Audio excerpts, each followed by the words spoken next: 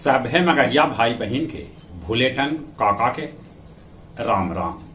आथिन मगहिया खबर में सुनथिन देश दुनिया के खबर। चंद्रयान-3 मिशन के अंतिम दौर में विक्रम लैंडर यान से होयल सफलतापूर्वक अलगे। स्वदेशी युद्धपोत विंध्यागिरी के राष्ट्रपति महामहिम द्रौपदी मुर्मू कैलन जलावतरण। छत्तीसगढ़ और मध्य प्रदेश में भाजपा कुछ उम्मीदवार के नाम घोषित कर दिलक। बिहार के मुख्यमंत्री नीतीश कुमार कहलका कि 2024 के होवे वाला चुनाव टक्कर के होए। गुलाम नबी आजाद कहलका कि भारत के बेसी करके मुसलमान पहले हिंदू हलन। देश देशांतर मगहिया दलान अपन 126वां ऑनलाइन कार्यक्रम में कहानी पाठ के आयोजन कैल, जेकर अध्यक्षता मिथिलेश जी और संचालन कृष्ण कुमार भट्टा कैलका। समूले बिहार में खाली भागलपुर एगो ऐसा है जहां सामान्य से बेसी पानी बरसल है, बाकी सब जगह सामान्य से कम पानी बरसल है। जाति आधारित गणना पर आज फिर सुप्रीम कोर्ट कर सका है सुनवाई।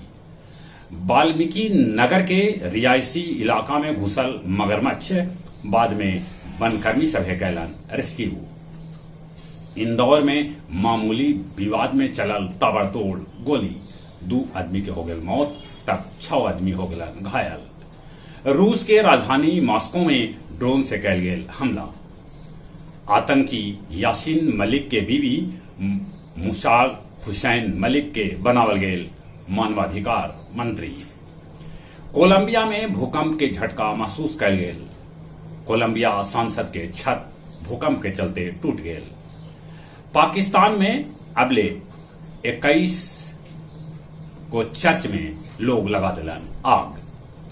दक्षिण अफ्रीकी देश केप वार्डे में 9 पलटे से 63 को प्रवासी के हो गए मौत। रूस यूक्रेन युद्ध के लेके रूस गूगल पर लगौलक है जुर्माना।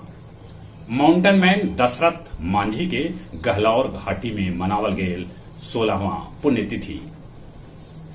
गया रामपुर पुलिस 40 गो करतूस के साथे शेरघाटी के 2 गो अपराधी के कैलक गिरफ्तार और बांके बाजार में 6 किलो अफीम के साथे तस्कर के पुलिस कैलक गिरफ्तार।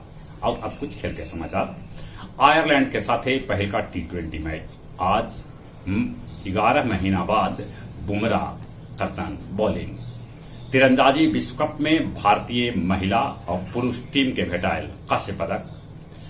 विश्व शतरंज प्रतियोगिता में प्रज्ञानंद सेमीफाइनल में जगह बनैलक। डुरंड कप में जमशेदपुर भारतीय सेना के 1-0 से हरा दिलक। चलित एक बार फिर से अपने सभे के भूलेटन काका के राम राम।